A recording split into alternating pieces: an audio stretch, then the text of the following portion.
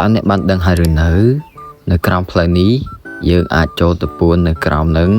ដើម្បីចាំបាញ់ enemy បានគឺចូលទៅពួនបែបនេះបាទពិតជាអែមខ្លាំងមែនតើហើយថ្ងៃនេះដែរខ្ញុំនឹងបង្រៀនបងប្អូនពីរបៀបចូលបែបហ្នឹងបាទដោយជាដំបូងយើងត្រូវមានគ្នា2នាក់ហើយនៅពេលចូលមកដល់ក្នុងហ្គេមយើងត្រូវដើររឡានដើម្បីធ្វើបែបហ្នឹងបាទឡានអ្វីក៏បានដែរបាទឲ្យតែយើងជិះអាយ៉ែបានណាហើយនៅពេលដែលយើងរឡានបានហើយនោះយើងឲ្យមិត្តភក្តិយើងទៅអង្គុយអាកន្លែងកុងត្រូលហ្នឹងហើយយើងបើកឡានទៅអាយ៉ែបុកគាត់តែម្ដងបាទគឺបុកឲ្យខ្លាំងតែម្ដងបាទធ្វើម៉េចឲ្យគ្នាយើងធ្លុះចូលតែម្ដងបាទ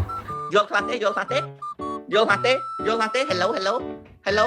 បុកតតែគាត់ចូលនិយាយទៅកន្លែងហ្នឹងបងប្អូនព្យាយាមបុកគាត់តិចទៅបាទរឿងយូរដែរបើបុកខ្លាំងឆាប់ចូលទេបាទនេះបាទឃើញ nice ឃើញគាត់ចូលអត់បាទនេះបងប្អូននេះគឺជាវីដេអូដែលខ្ញុំបានបុកគាត់ហ្នឹងបងប្អូន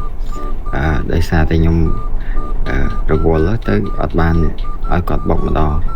ឥឡូវយើងយកវីដេអូគាត់ដែលខ្ញុំបានបុកគាត់ឲ្យចូលនឹងតែម្ដងបាទនេះបាទឃើញថាចូលលើអែមខ្លាំងមែនតើបាទគឺថាគាត់រត់ចូលទៅក្នុងបាទអែមមែនតើបាទ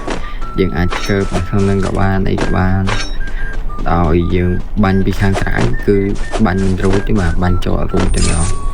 តែយើងបាញ់ពីក្នុងនេះយើងអាចបាញ់គេបានបាទគឺថាអែមខ្លាំងមែនតើបាទអញ្ចឹងវីដេអូខ្ញុំឈានមកដល់ទីបញ្ចប់ហើយបាទសូមអរគុណអ្នកនរគ្នាដែលបានទស្សនាតាំងពីដើមរហូតដល់ចប់បាទខ្ញុំគ្មានសត្រូវទេ